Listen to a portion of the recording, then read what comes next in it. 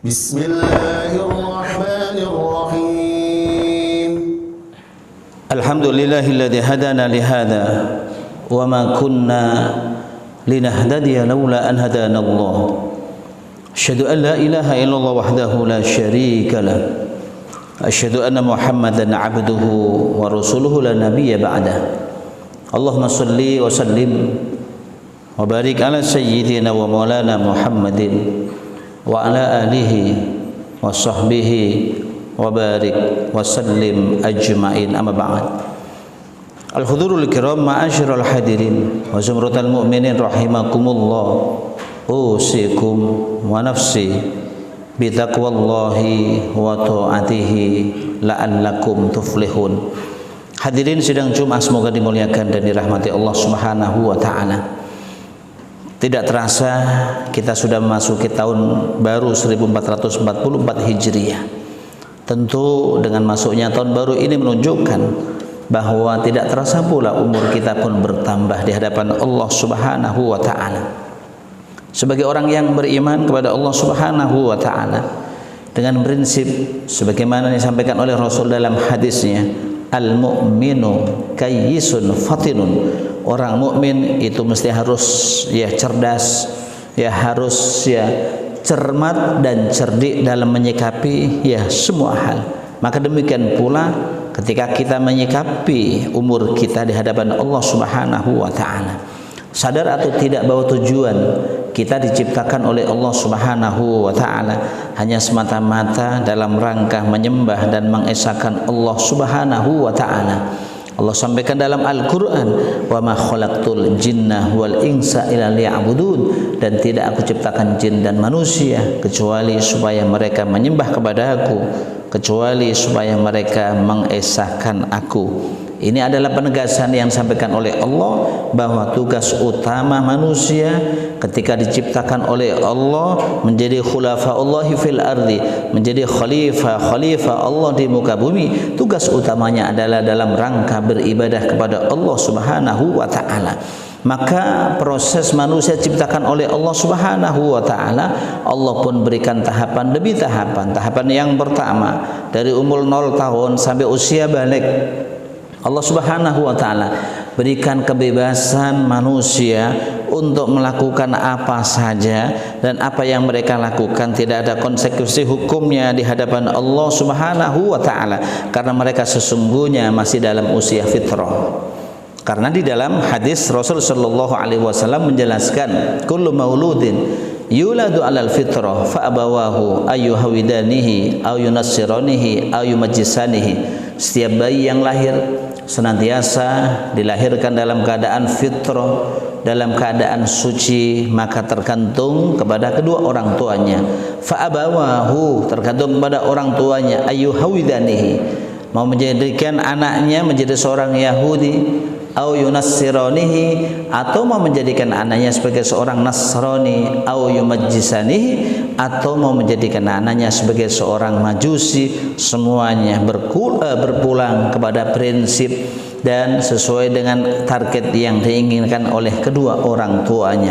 Maka sejak usia 0 tahun sampai usia balik, inilah disebut dengan usia fitrah, usia dalam keadaan suci. Apapun yang mereka lakukan tidak ada konsekuensinya di hadapan Allah.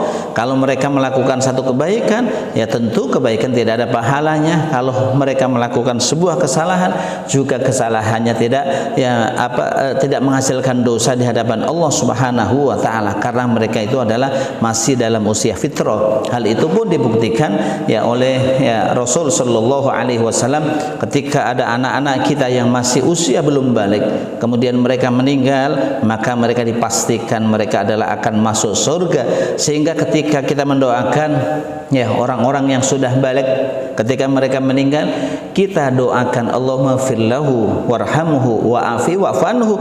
Tapi tidak halnya dengan anak-anak yang masih belum balik. Di saat mereka masih usia 0 tahun, katakan masih usia SD ke bawah, ketika mereka meninggal, doa yang kita panjatkan kepada Allah untuk dia bukan Allahumma firlahu warhamhu wa'afi wa'fanhu, Kenapa demikian? Karena mereka belum punya dosa sama sekali di hadapan Allah Subhanahu wa taala. Tetapi doa yang kita panjatkan kepada Allah untuk anak-anak yang masih usia usia fitrah, usia masih suci yang seperti ini, doa yang kita panjatkan kepada Allah untuk mereka adalah Allahumma ja'alhu faraton li abawaihi wa salafan wa dhukhran wa idatan wa i'tibaran wa syafi'an wa thaqqil bihi mawazinahuma wa afrihus sabral jamila ala qulubihima. Ya Allah, jadikanlah anak yang belum baligh yang sudah meninggal itu faraton, sebagai simpanan, faraton li abawaihi, bagi kedua orang tuanya, wa salafan, sebagai satu celengan, wa dhukhran, sebagai satu investasi bagi kedua orang tuanya, wa idatan, jadikanlah dia sebagai nasihat bagi kedua orang tuanya, wa syafi'an, dan ini yang paling penting, jadikanlah anak yang belum balik yang sudah meninggal itu sebagai orang yang akan bisa memberikan syafaat kepada kedua orang tuanya, wa thaqqil bihi mawazinahuma, dan perberatlah timbangan amal kebaikan kedua orang tuanya sebab meninggalnya dia, wa afrihis sabrul jamila ala qulubihima, dan limpahkanlah kesabaran yang sangat paripurna kepada kedua orang tuanya. Ini menunjukkan bahwa ketika ada anak yang masih usia belum balik meninggal, mereka pasti dijamin surga, dan kita doakan bukan Allahumma fillahu, tetapi yang justru kita doakan adalah kedua orang tua anak tersebut. Hadirin jamaah sekalian, semoga dimuliakan dan dirahmati Allah Subhanahu wa taala. Lalu Allah masih berikan kelonggaran sejak dia usia balik, kemudian sampai usia kematangan berpikir, sampai usia 40 tahun. Maka di saat usia balik sampai usia 40 tahun ini tentu masih kekurangan di sana sini. Sangat sulit untuk menghadirkan atau untuk menyeleksi anak-anak yang baik ya usia di bawah 40 tahun, karena rata-rata mereka senantiasa mengikuti tren kehidupan yang sedang dialami oleh mereka. Tetapi begitu mereka sudah sampai usia 40 tahun, maka ditegaskan oleh Allah Subhanahu wa taala di dalam surat Al-Ahqaf ayat 15, ketika Allah menyampaikan ya kepada ya kita agar kita senantiasa bersyukur kepada kedua orang tua kita. Kemudian Allah sampaikan hatta idza balagha asyuddahu wa balagha arba'ina sanah qala rabbi auzi'ni an ashkura ni'mataka allati an'amta alayya wa ala walidayya wa an amala salihan tardo. Jadi ketika manusia sudah umur 40 tahun, hatta balagha asyuddahu, sehingga ketika mereka sudah sampai usia kematangannya, maka di saat inilah Allah tegaskan bahwa usia 40 tahun adalah usia kematangan berpikir seseorang. Dia harus bisa memastikan apakah hidupnya hanya sekedar untuk dunia saja atau hidupnya untuk dunia dan akhirat. Itulah paling tidak dimulai dari usia 40 tahun, karena Allah katakan hatta idza balagha asyuddahu wa balagha arba'ina sana, ketika sudah sampai usia kematangannya dan sudah sampai usia 40 tahun. Makanya berangkat dari ayat ini jamaah sekalian, para nabi, para rasul yang diutus oleh Allah Subhanahu wa taala rata-rata umur 40 tahun. Yang diutus menjadi rasul umur 40 tahun bukan hanya Nabi Muhammad sallallahu alaihi wasallam, tetapi para rasul yang lain juga rata-rata diutus oleh Allah Subhanahu wa taala umur 40 tahun, kecuali Nabi Isa alaihi salam diutus oleh Allah menjadi rasul umur 33 tahun dan menjadi rasul hanya selama 3 tahun saja, umur 36 tahun kemudian diangkat oleh Allah, dirafa oleh Allah Subhanahu wa taala ke langit. Hadirin jamaah sekalian, semoga dimuliakan dan dirahmati Allah Subhanahu wa taala. Ketika umur 40 tahun sampai 60 tahun, maka ini adalah usia yang sangat-sangat menentukan. Kenapa demikian? Karena kalau kita kaitkan ya dengan hadis yang disampaikan oleh Abu Hurairah radhiyallahu anhu, Rasul sallallahu alaihi wasallam bersabda, Allah Subhanahu wa taala a'darallahu ila mri'in akhara ajalahu fa balagha 60 sana. Allah Subhanahu wa taala tidak akan mentoleransi, tidak akan menerima alasan dari seseorang yang sudah dipanjangkan oleh Allah, sudah dipanjangkan umurnya oleh Allah sampai 60 tahun. Allah tidak akan menerima alasan dari seseorang yang sudah dipanjangkan umurnya oleh Allah sampai 60 tahun.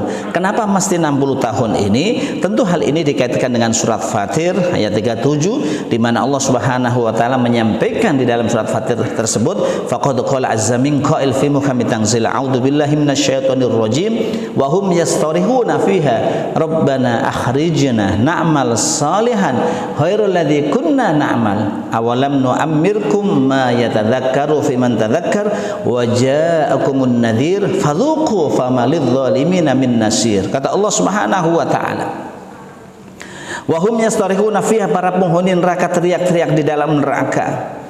Mereka minta kepada Allah Subhanahu wa taala agar mereka dikasih jedah sebentar saja oleh Allah keluar dari neraka, kemudian nanti mereka balik lagi ke neraka. Wa hum yastarihuna fiha, mereka teriak-teriak, penghuni neraka teriak-teriak di dalam neraka, Rabbana, wahai Tuhan kami, akhrijna, keluarkanlah kami dari neraka, na'mal salihan, kami akan melakukan amal soleh, ghairul ladzi kunna na'mal, tidak seperti amal perbuatan yang kita lakukan selama ini.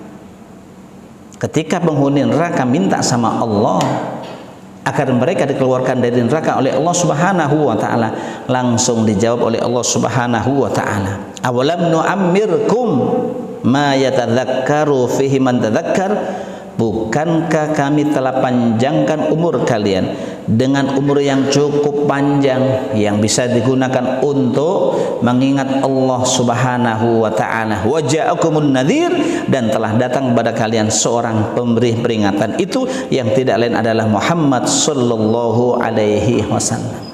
Maka para ulama memahami umur yang panjang yang disampaikan oleh Allah Subhanahu wa taala dalam surat Fatir.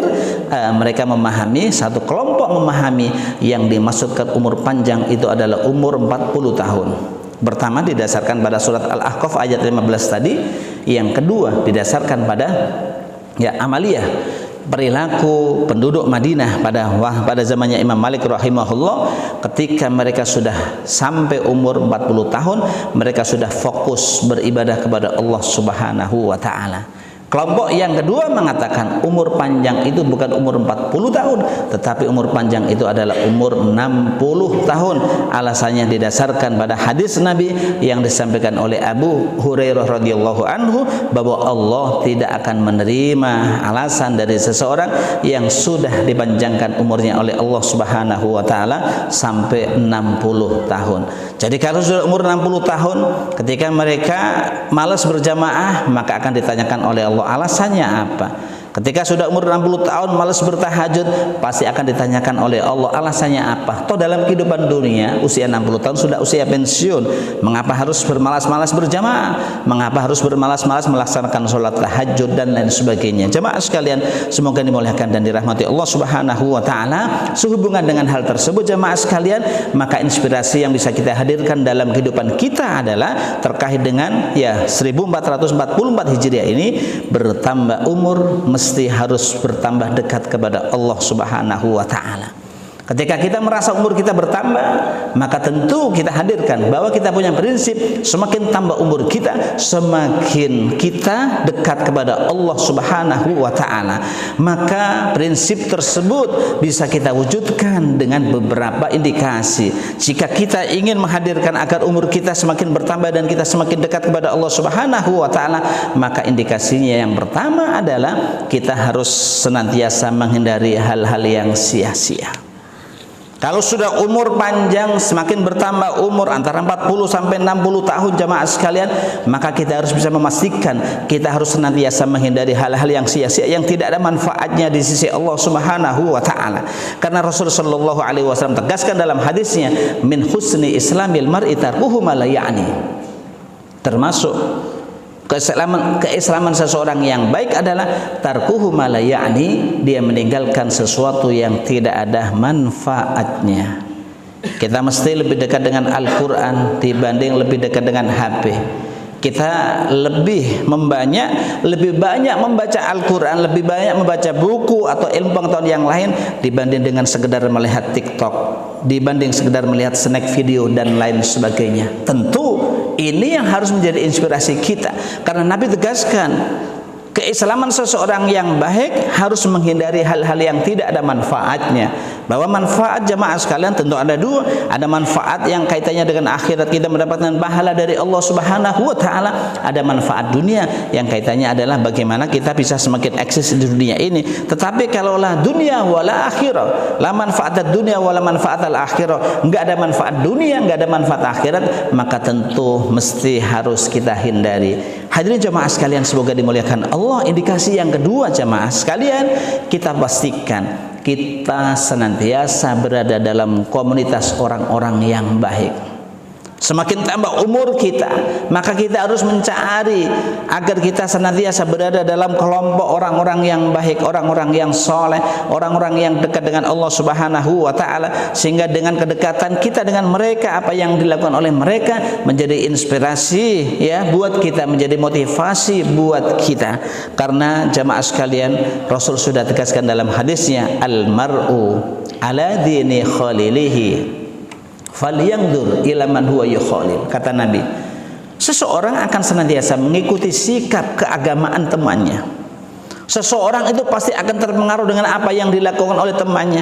Ketika dia berteman dengan orang yang ahli baca Al-Quran, ketika dia berteman dengan orang yang ahli bersedekah, ketika dia berteman dengan orang yang ahli tahajud, sedikit banyak dia akan terinspirasi dengan kebiasaan mereka. Ketika kita berteman dengan orang-orang yang suka menuntut ilmu, suka mengkaji ilmu agama, yang ingin thalabul ilmi syar'i, mencari ilmu syar'i, ilmu syara', maka tentu sedikit banyak akan membawa ya inspirasi dalam kehidupan kita ini. Dan itu sudah merupakan sesuatu yang aksioma, sunnatullahnya begitu kata Nabi Shallallahu Alaihi Wasallam. Makanya Nabi tegaskan, falyanzur ila man huwa yukhalil, hendaknya dia melihat kepada siapa dia berteman. Dan sebaliknya, seseorang akan melakukan apa saja yang dilakukan oleh temannya.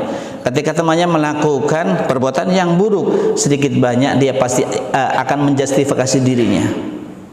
Oh iya dong, teman saya yang katanya anaknya kiai, katanya kiainya punya pesantren, muridnya ribuan, dia aja begitu, apalagi saya yang bukan apa-apa, anak kiai juga tidak, tetangga kiai juga tidak, temannya kiai juga enggak. Ya kalau saya sih wajar-wajar aja deh. Ya teman saya aja begitu, kalau saya hanya begini, saya pikir wajar. Begitulah memang seseorang. Dan itu sudah sunnatullah, prinsip yang seperti itu. Makanya Nabi ingatkan kepada kita, fal yanzur ila man huwa yukhalil, hendaknya dia melihat kepada siapa dia berteman. Maka yang kedua jamaah sekalian, indikasinya adalah kita memastikan diri kita agar kita senantiasa berada dalam komunitas orang-orang yang baik, orang-orang yang soleh, orang-orang yang dekat dengan Allah Subhanahu wa taala. Yang ketiga jamaah sekalian, semakin tambah umur, maka semakin pula kita berusaha untuk senantiasa ibadah dengan cara istiqomah. Ibadah yang kita akan lakukan kita ukur dengan kemampuan kita. Jangan kemudian ya kita main semangat, kata orang, anget-anget tai ayam. Jadi begitu ya, pertamanya semangat banget tapi ternyata sekarang tidak. Padahal kata Nabi Shallallahu Alaihi Wasallam mengatakan, khairul a'mal adwamuha wa in qalla. Sebaik-baik amal perbuatan itu adalah amal perbuatan yang dilakukan dengan konstan, dengan terus-menerus, wa in qalla, meskipun sedikit. Jangan kemudian coba-coba kita pengen tahajudnya mulai jam 2:30 terus ya kita akan lakukan terus. Paling-paling yang model seperti ini kekuatannya hanya ya berlangsung selama 1 bulan. Bulan berikutnya malas, capek juga katanya. Tetapi kita ukur sesuai dengan kemampuan kita. Sudahlah, biarpun 3:30 kita bangun, tapi yang penting bisa konstan terus menerus.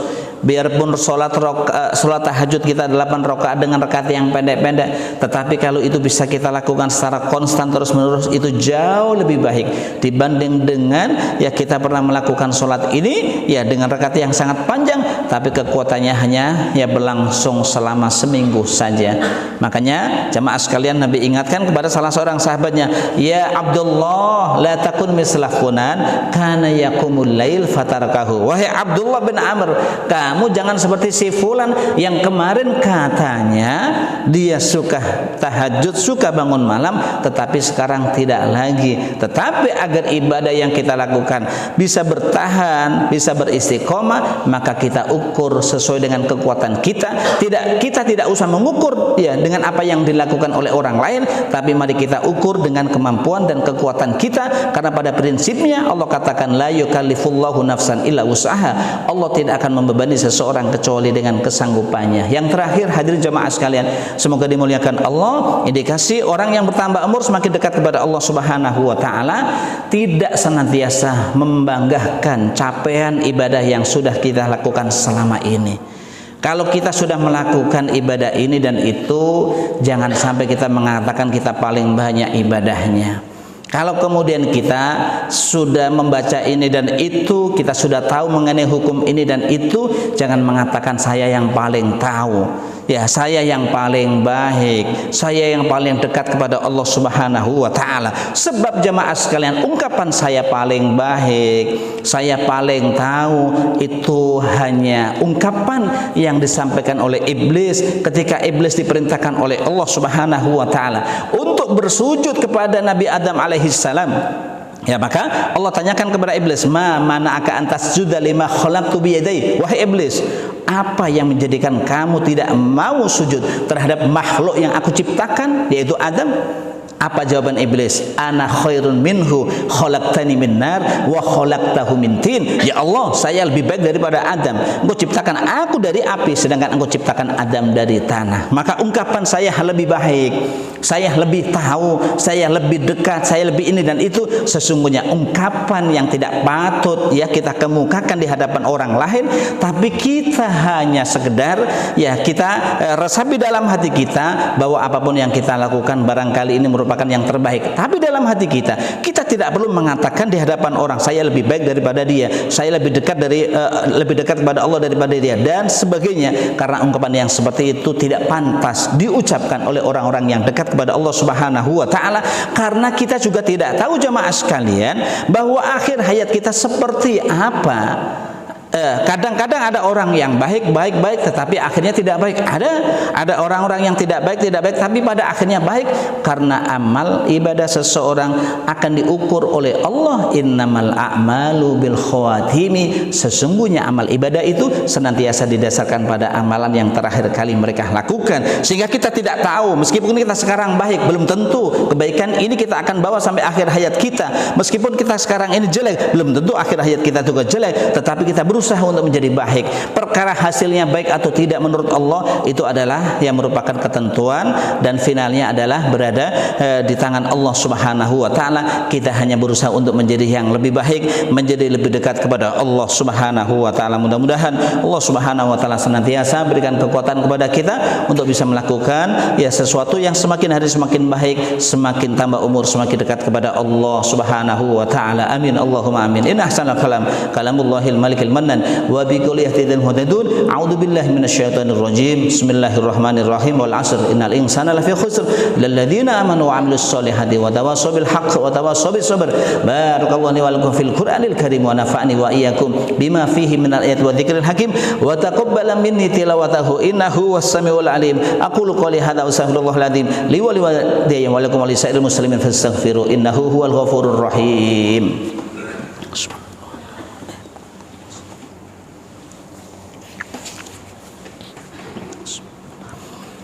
Alhamdulillahilladzi yaqbalu taubata an ibadihi wa ya'fu anis sayyi'at wa ya'lamu ma taf'alun wa yastajibu alladhina amanu wa 'amilus solihati wa yazidu min fadlihi wal kafiruna lahum 'adzabun syadid. Asyhadu an la ilaha illallah wahdahu la syarika la al malikul haqqul mubin wa asyhadu anna muhammadan 'abduhu wa rasuluhu as-sadiqul wa'dil amin. Allahumma shalli wa sallim wa barik ala hadzal nabiyil karim wa ala alihi wa sahbihi wa barik wa sallim ajmain. Amma ba'd.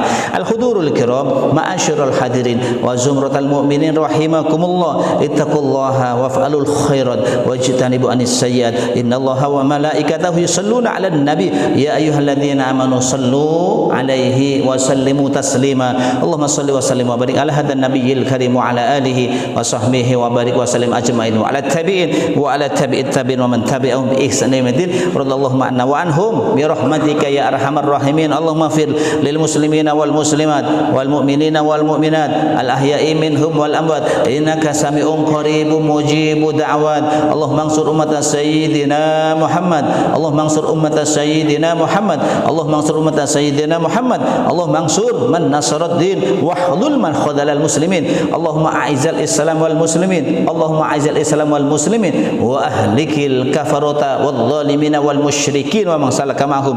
Allahumma a'idil masjidil aqsa ila rihabil muslimin, Allahumma hadiril masjidil aqsa min aidil yahud. Allahumma barik lana fi umrina wa barik lana fi rizqina wa barik lana fi ahlina wa barik lana fi auladina wahfadhum wa la tadurrahum wa waffiqna ta'atika warzuqna birrahum. Rabbana atina fid dunya hasanah wa fil akhirati hasanah wa qina adzabannar. Rabbana ighfir lana wa li ikhwanina alladhina sabaquna bil iman wa la taj'al fi qulubina ghillan lil ladzina amanu Rabbana innaka raufur rahim. Ibadallah, ibadallah, innallaha ya'muru bil adli wal ihsan wa ita'il qurba wa yanha 'anil fahsya'i wal munkari wal baghi ya'idukum la'allakum tadhakkarun. Fadhkurullaha yadhkurkum washkuruhu ala ni'amihi yazidkum was'alu min fadlihi yu'tikum wa la dzikrullahi akbar.